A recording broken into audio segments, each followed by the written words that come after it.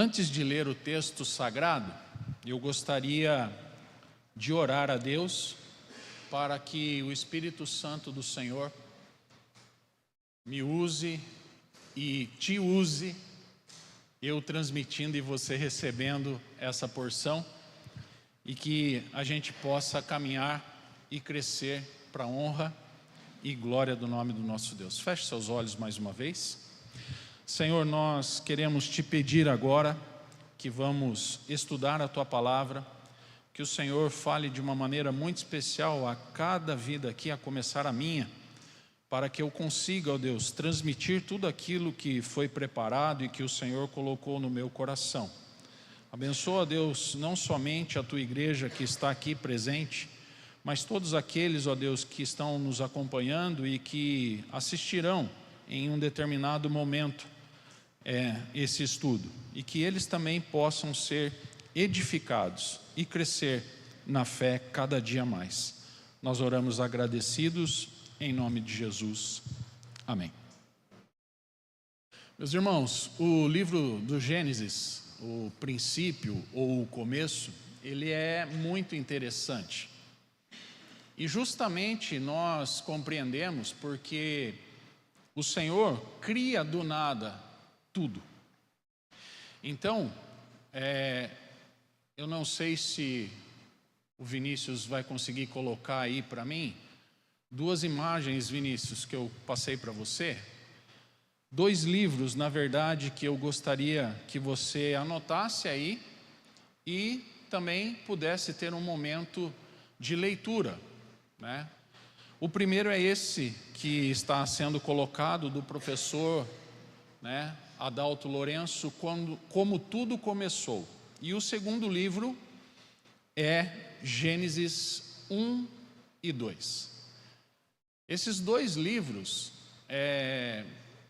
eu os li na minha época de seminário. Então, para quem gosta de livros, né, para quem gosta de especificação, começo, meio e fim, né, criação, queda e redenção, nós temos o privilégio de ter boas obras. E justamente nessas obras, o professor Adalto Lourenço faz uma introdução muito interessante que eu quero compartilhar com você, que é a seguinte: Gênesis 1 fala justamente da criação dos céus e da terra. Gênesis 1. Se você for para Apocalipse, capítulo 21, João vai falar da criação de novo céu e de uma nova terra. Gênesis, capítulo 2, vai falar da árvore da vida. E Apocalipse 22 fala da árvore da vida. O que quer dizer isso? Que a palavra de Deus tem correlação. Ela tem começo, meio e fim. Tudo apontando para Jesus, para Cristo. Só que o que eu gostaria que você percebesse é que se nem Gênesis 1 e 2 e muito menos Apocalipse tivesse relação verídica, nós não teríamos nada. Nós não teríamos palavra de Deus. Por isso, quando te questionarem, quando falarem algo para você, mesmo que a sua compreensão seja baixa, seja rasa, não fique com medo de falar que a palavra é de Deus. Quem escreveu foi o próprio Deus, inspirando, iluminando e revelando homens como eu e vocês. As pessoas que recebem então do Senhor e têm, né, o dom da escrita, escrevem livros, escrevem artigos, com certeza é o poder do Espírito Santo na vida dela. Então, eu admiro a forma como a palavra de Deus ela é trabalhada, porque parece, não sei se você gosta, um jogo de xadrez. E quem joga xadrez, que não é o meu caso, tem que pensar muito não só em movimentar as pedras. Você precisa ter estratégia. E com certeza, o nosso Deus tem muita estratégia. Tanto é que fez eu e você estarmos aqui nesta noite, e aqueles que estão nos assistindo, pararem um pouco a sua vida e estar aqui para absorver a palavra do Senhor. Então, o Senhor fez a sua palavra numa forma de simetria, que vemos isso na matemática e vemos isso na ciência. Tudo tem ligação, tudo tem um porquê. E você também, pode pensar assim: como isso pode acontecer? Gênesis 1, Apocalipse 21. Gênesis 2, Apocalipse 22. Mas sabe o que mais chama a atenção nesses 4 capítulos, nesses 2 textos? É que tanto em Gênesis 1 e 2, como em Apocalipse 21, 22, não existe o pecado. Mas, de Gênesis 3 a Apocalipse 20, o pecado existe. Não é interessante? A forma como Deus faz as coisas, e que nesse interim, nesse meio, existe alguém que veio a essa terra, um mediador, o nosso intercessor, e o único, o Senhor Jesus. Não existe nenhuma outra forma, em nenhuma outra pessoa, ou qualquer coisa que exista, que você possa ir e falar: eis-me aqui e tal. Não. Você só pode e deve ir ao Senhor Jesus. Não é interessante isso? E justamente por ser isso algo interessante na nossa vida, é que nós vamos estudar hoje somente o versículo 1 e 2. Semana que vem nós vamos estudar os versículos 3 a 31. Porque nesse primeiro momento nós temos 2 partes interessantes. Primeiro é o princípio e depois a criação.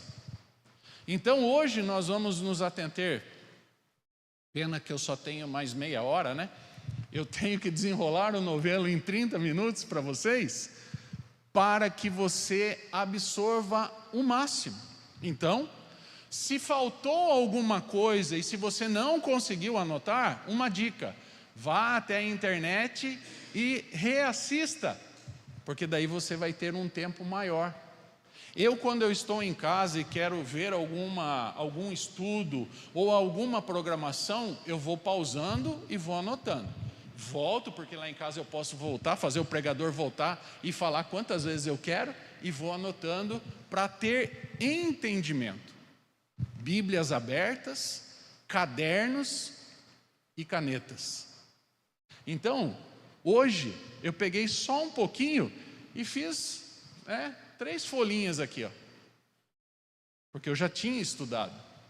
Mas quanto mais para poder crescer, é melhor você fazer. Então aqui talvez você não tenha tempo, mas lá na sua casa você pode fazer isso. E ele continua dizendo então que nós precisamos entender que o livro da Bíblia, o primeiro livro, na verdade, todos os outros, não foram escritos para brasileiros. Não é interessante isso? Para quem o Senhor escreveu? Para o seu povo. E o povo dele tinha uma língua original, aramaico e hebraico. Na grande maioria, o hebraico. Lógico que por graça e misericórdia dos tempos e das eras, a palavra do Senhor foi traduzida e chegou à nossa língua. Mas ela originalmente, ela tem uma forma. Ela foi feita para um povo e para uma cultura. Nós também somos um povo e temos a nossa cultura. Mas a palavra do Senhor, ela é específica. Mas não é só para aquele grupo. Eles pensam, os judeus pensam, que é só para eles e que só eles vão morar para o céu, no céu. Mas não, a palavra do Senhor veio a mim e a você de uma forma graciosa. Então, vamos ler aí agora com essa introdução, Gênesis 1 e 2, todos juntos. Se você ficar à vontade, pode ver aqui na projeção, senão você pode aí fazer uso da sua Bíblia ou do seu aparelho smart. Vamos ler todos juntos? Vamos lá? No princípio, criou Deus os céus e a terra. A terra, porém, estava sem forma e vazia. Havia trevas sobre a face do abismo, e o Espírito de Deus pairava por sobre as águas. Amém. Algo notável, meus irmãos, que nós precisamos entender nesse início, e ao mesmo tempo que é notável, é intrigante, é que a palavra do Senhor abre as portas para a profunda reflexão da criação. Como que no princípio Deus criou? Criou, mais para frente nós vamos ver, pelo poder da sua palavra.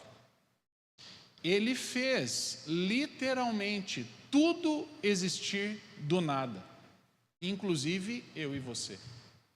Por isso, a terra estava sem forma.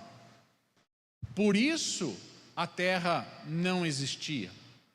Por isso nada era existente. E assim, pegando algo sem forma e vazio, obscuro, trevas, ele forma. E eis que surge todas as coisas. Por isso, esses 2 primeiros versículos são de extrema importância para que nós possamos estudar com muita reverência e cuidado a sua palavra, como ela deve ser. Você não pega a palavra do Senhor de qualquer forma, não é verdade? Você não lê de qualquer jeito, como se você lesse um folder que alguém te entrega de uma lanchonete ou de uma loja, e de repente você amassa e joga. Não. Você quer ter prazer, você quer ter gosto, você quer sentir algo quando você abre e estuda a palavra de Deus. Justamente por isso, o versículo 1, ele começa com essa afirmação. Bereshit barat Elohim et hashamayim ver haaretz. No princípio criou Deus os céus e a terra. Justamente porque em cada palavra tem um poder, tem uma razão, tem uma raiz daquilo que o Senhor quer nos mostrar nos dias de hoje. E com certeza, quanto mais você estuda, mais você tem entendimento. Quanto menos você estuda, menos entendimento você tem. Isso é uma coisa óbvia. Por isso nós precisamos estudar ainda mais os mistérios da palavra de Deus, que em algumas partes não estão sendo reveladas, mas em outras, sim, estão reveladas a nós. Por isso, a palavra no princípio, não se refere ao início de Deus, porque Deus é. Deus sempre existiu. Não me pergunte como, por quê? Como eu venho falando, nós somos limitados. E em cada área dos irmãos aqui, na vida profissional que vocês exerceram ou exercem, vocês sabem porque vocês aprenderam. De Deus a gente aprende. A gente não conhece tudo de Deus, porque há coisas que Ele não revelou.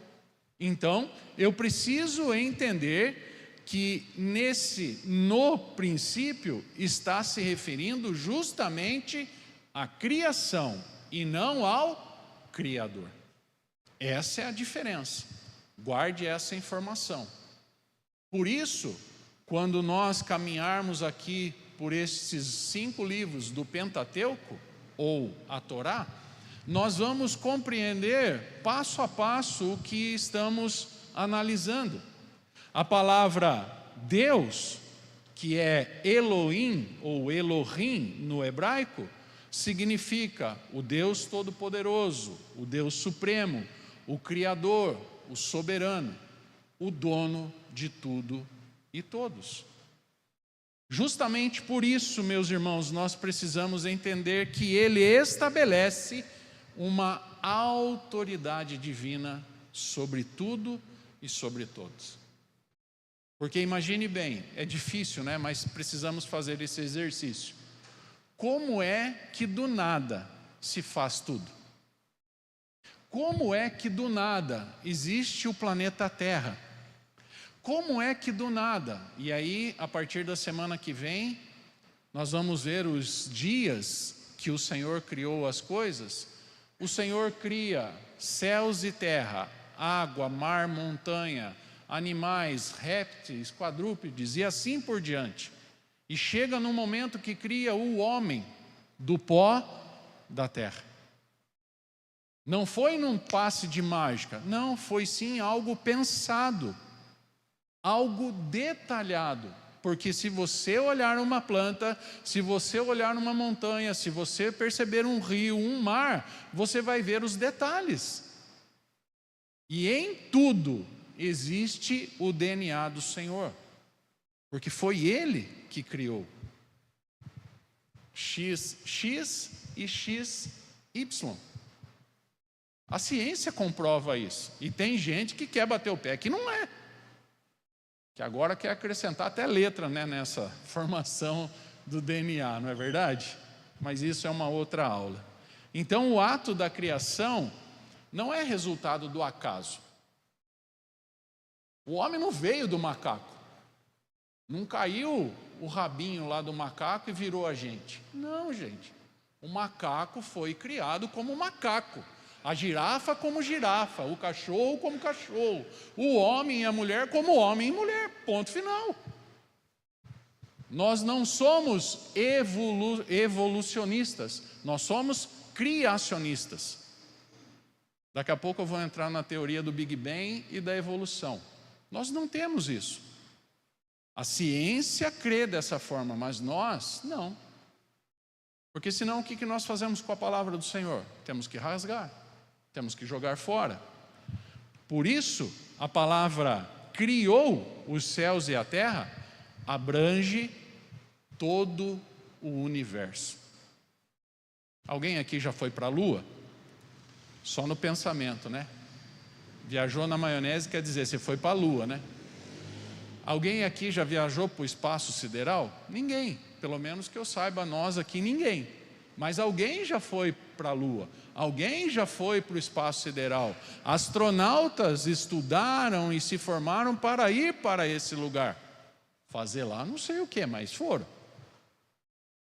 E é assim que vive a humanidade. Por isso, né, nós precisamos entender que esta afirmação, ela abrange o todo. No princípio. O que é no princípio? O princípio é a criação de tudo, mas não a criação de Deus. Justamente por isso, quando ele criou Deus os céus, há algo que ainda a gente não conhece. Algumas pessoas falam de um primeiro céu, segundo céu e terceiro céu. Não vou entrar nessa seara, tá? Mas nós precisamos entender que o Senhor não está neste céu azul que a gente vê e é onde os aviões voam, tá? Ele está num plano diferente do nosso, que ainda a gente não tem acesso. Por quê? Porque lá está sendo preparado.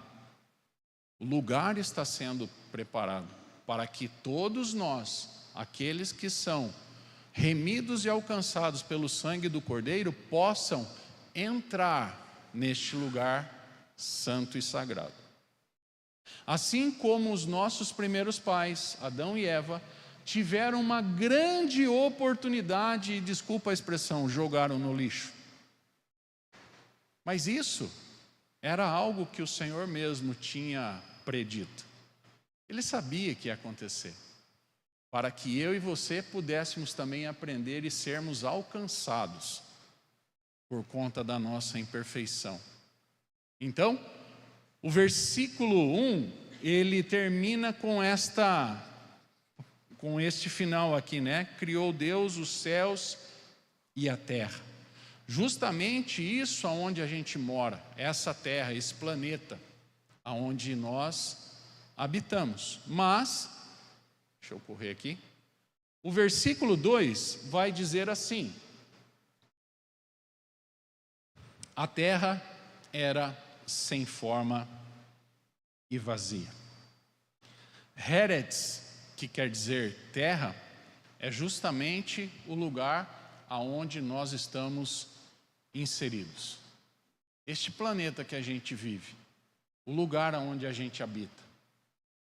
E não só este lugar chamado planeta Terra, mas os continentes aonde o Senhor mesmo formou. Você com certeza já viu o mapa mundi, né?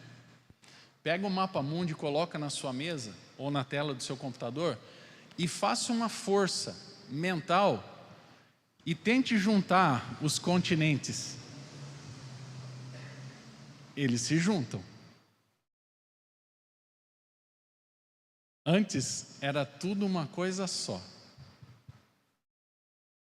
Alguns falam em placas tectônicas, né? Gostam de usar essas nomenclaturas. Por isso, com a movimentação dessas placas, os continentes se dividiram. Agora, essa semana, eu vi uma reportagem dizendo que a África está se repartindo. Está acontecendo também uma coisa, uma divisão, e está surgindo água para dividir a África. Será que vai acontecer? Não sei. E por que está acontecendo? Também não sei. Mas aqueles estudiosos falam que as placas tectônicas estão se movendo. Não vou duvidar, porque eu não sou estudioso nessa área. Porém, nós precisamos ficar com aquilo que a palavra do Senhor nos traz. E justamente aqui no versículo 2, esse versículo, na verdade, nos oferece uma visão da condição inicial da terra, uma ação criativa do Deus Todo-Poderoso. A descrição terra sem forma e vazia mostra uma imagem de caos. Quando falta água, quando falta energia, quando falta alimento, quando falta alguma coisa, mostra um caos. Essa chuvarada de janeiro, né? As águas de janeiro estão deixando muita gente aí com problemas sérios. Aqui em Sorocaba, em São Paulo, na nossa região. Então, quando nós vemos a ação da natureza, há uma desordem, há uma ausência de alguma coisa. E justamente nessa palavra sem forma e vazia, é que o que está no original traz isso para nós. Algo desolador, algo obscuro, algo aterrador, caos, literalmente. Então, o contexto que o Espírito de Deus pairava por sobre as águas indica uma presença ativa do Deus Criador.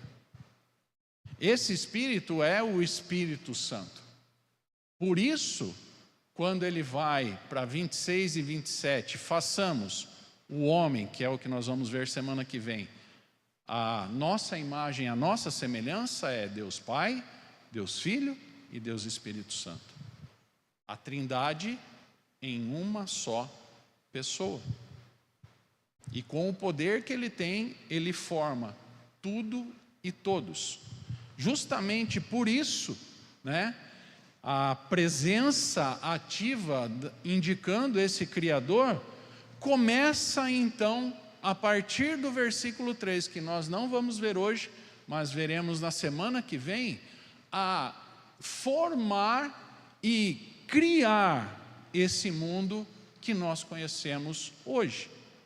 Mas eu quero voltar à palavra aí, pairava, que traz a ideia de cuidado. Quando você vai no original, ela diz que há um cuidado, que há uma atenção, e ela também significa supervisão.